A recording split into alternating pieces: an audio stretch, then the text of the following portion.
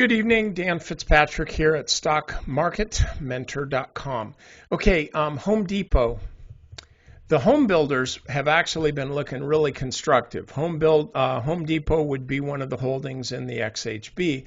This stock has been trading sideways in a narrowing range for a while here, and so the way to really be trading this stock is you look at the way the stock traded yesterday, and it was kind of a fake out, like a lot of stocks did, where the stock breaks out, runs all the way up to almost 260, and then comes back and closes at the low of the day.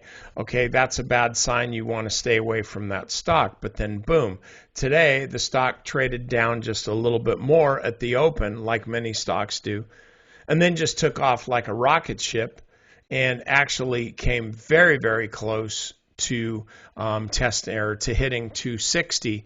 So what do we do here? I think the stock's buyable right here.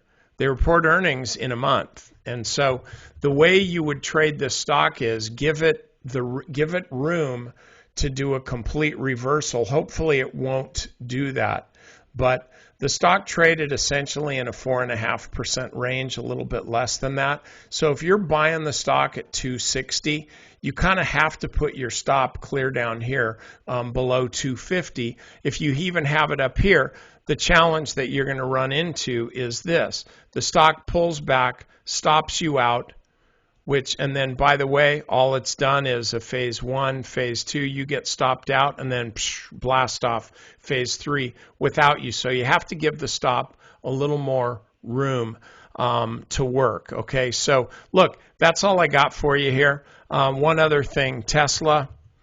Don't think this is a climax top. I sure wouldn't buy it. I took my profits a couple days ago. Not interested in going back into it. You might be. If you are, use the 8-day moving average as a reference. If the stock starts trading below that, then I think you're kind of overstaying your welcome a little bit, okay? All right, that's it. I'll see you all tomorrow.